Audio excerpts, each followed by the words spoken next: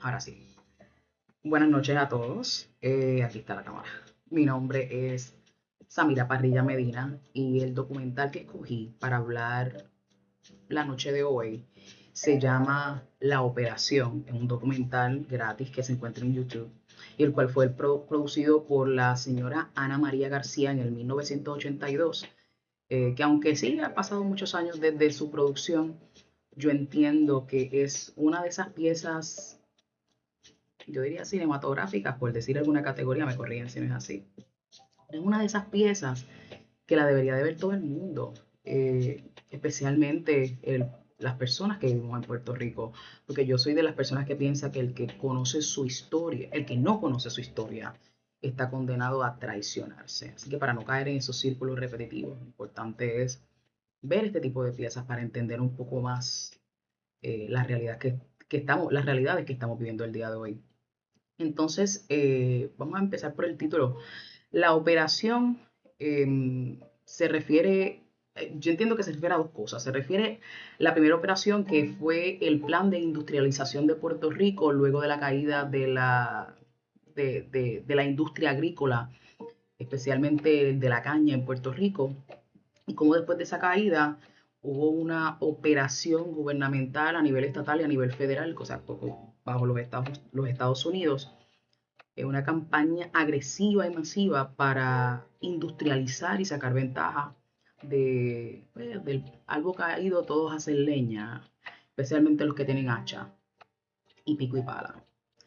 Así que ese es el primer aspecto con respecto al título del documental. Y el segundo aspecto es cómo la mujer fue objeto de, de esa industrialización en específico, cómo se le obligaba de forma expresa y de forma implícita a la mujer puertorriqueña a esterilizarse, a hacerse una operación para no tener hijos, y cómo se le vendió esta visión de que el tener más hijos representaba fracaso económico, representaba pobreza, y que parte de la modernización de la mujer era pues abstenerse de tener hijos, abstenerse de formar familia.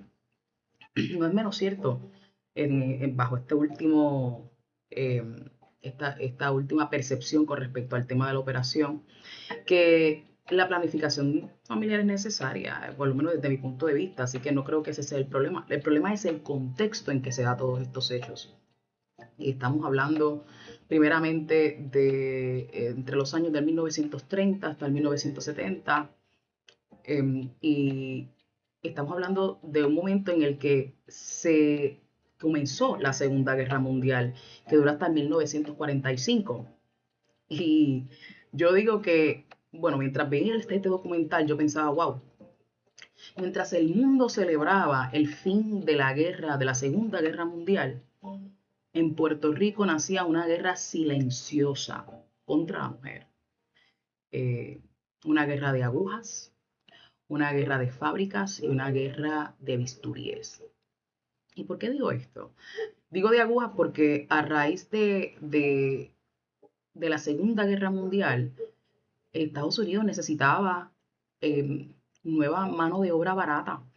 Y geográficamente Puerto Rico, no solamente geográficamente, también por su estatus de coloniaje, de colonia, eh, era el lugar perfecto para establecer esta industria de las agujas, que no es más que la industria de coser, de confeccionar pues, diferentes atuendos, tela especialmente, uniformes militares, etcétera. Y en estas industrias, las manos abaratadas que se necesitaban eran las manos de las mujeres, porque las mujeres eran más sumisas, se les podía pagar menos, eran más tranquilas, más fácil de controlar, y entonces era el target, el, el, el punto perfecto para entonces poder conseguir esta mano de obra lo más barata posible. Y ese era el fin. Realmente el fin no era la independencia profesional y económica de la mujer sin tener que tener muchos hijos bajo, el, bajo la pobreza y sin tener los recursos para criarlos. Realmente esa no era la importancia, porque si eso hubiese sido, entonces ¿por qué no pagar un precio digno por esa mano de obra que se está comprando? Así que solamente digo, para muestra un botón, ahí podemos ver la verdadera intención vestida de política pública. Y uno diría, bueno, y entonces, después que uno ve el documental, uno empieza a preguntarse, bueno, pero está bien, pues se operaron, ya no tienen hijos, tienen trabajo fijo.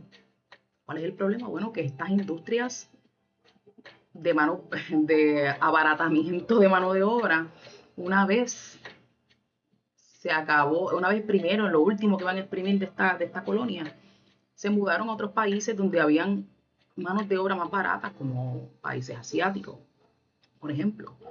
Y todas esas mujeres que básicamente construyeron su vida alrededor de esa creencia, esa política pública de mientras menos hijos, más éxito, más profesionalismo, más avance económico, se quedaron sin trabajo, sin oportunidades, sin poder recolectar todo lo que habían acumulado en esos años de trabajo barato, pero que le costó mucho a su salud emocional, a su moral y a su idea de país y a su idea de familia. Y qué pena que no pueda hablar tanto porque yo sé que este, este podcast o este audio se supone que no dure más de 5 minutos y ya voy por 7. Así que tengo que ir como que wrapping it up. Pero yo pienso que quisiera darle un listado de los temas que yo pude copiar, que son los temas más importantes que se están tocando en este documental. Primero, la esterilización masiva de las mujeres puertorriqueñas, que era lo que estaba tocando. El consentimiento manipulado o inexistente de estas mujeres, como las visitaban pueblo por pueblo, casa por casa, para presionarlas, para que pues se esterilizaran.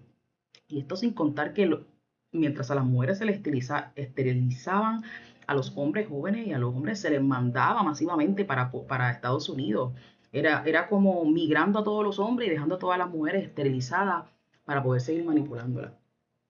Otro tema es el colonialismo estadounidense en Puerto Rico, la operación de manos a la obra, que es el proyecto bajo la gobernanza de Luis Muñoz Marín, donde pues estamos hablando de esta industrialización puertorriqueña. Clases sociales y racismo estructural, el poder médico e institucional, que todos ellos they were in cahoots para hacer que esto funcionara. El impacto psicológico y emocional en las mujeres, hay varios testimonios allí bien conmovedores que vale la pena escucharlos y analizarlos. También el feminismo y la autonomía corporal inexistente en esos tiempos, por lo menos desde el punto de vista del documental, y la política de salud pública versus el control social, y finalmente los silencios institucionales y la falta de rendición de cuentas. Estos son los temas principales. Me gustaría culminar diciendo que una de las cosas que más me motivó a rever este documental es que yo estaba en mi clase de derecho, Dios mío, historia del derecho. Y el profesor hizo una pregunta bien puntual al salón y fue que si nosotros pensábamos que Manos a la Obra fue un proyecto exitoso.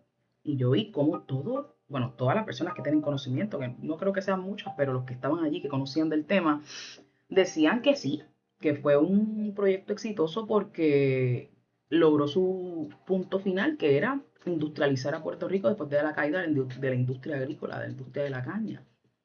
Y pues yo, como soy bien metida, estuve en total desacuerdo.